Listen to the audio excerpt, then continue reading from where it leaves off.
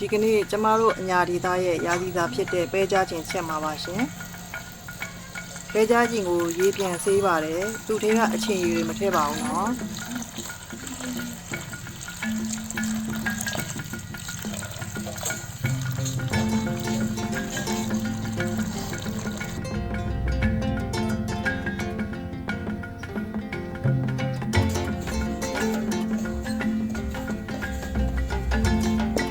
ကျမဟင်းချက်ဖို့အတွက်တဲကိုအပူပေးလိုက်ပါပြီဒီငရုတ်သီးရလေအိမ်မှာငရုတ်သီးကို6လအိမ်မှာပဲထောင်းထားတာပါနော်ချက်သွန်ပြူတွားပြီးထောင်းထားပါမယ်စီပူလာတာနဲ့စက်နှုံးထည့်လိုက်ပါပြီနောက်ပြီးပဲကြားခြင်းထည့်ပါမယ်နော်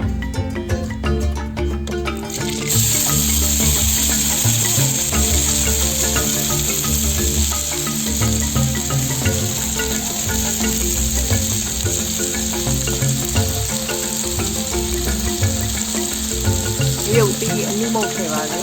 နောက်ပြီးတော့ရုပ်ပြီးအပြားမုတ်ခဲ့ပါမယ်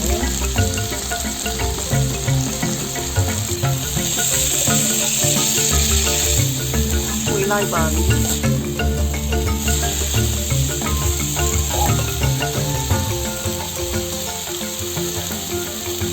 စားထည့်ပါလေရှင်ဒီလိုမုတ်ခဲ့ပါလေလေးလေးနည်းနည်းထည့်ပြီးဒီမှာဖုံးအုပ်ထားလိုက်ပါပြီ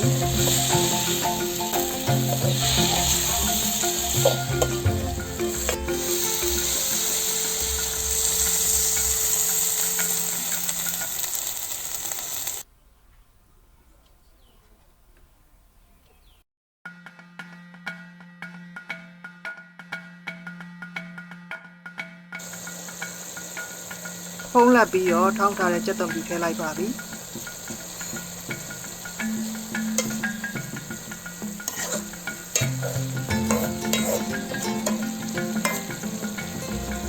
ကျမအရသာမြည်ဆန်းပြီးတော့ဟင်းခတ်မုတ်ထည့်ပါတယ်နော်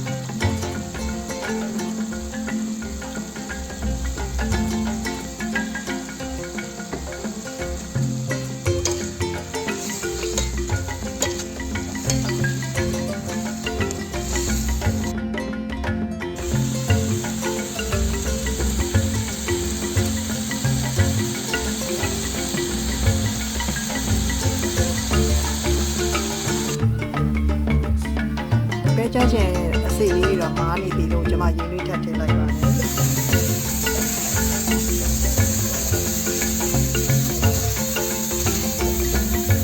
ပဲကြားစီလေးတွေကြည့်ပြန်လာရင်ပြတ်ပါပြီနော်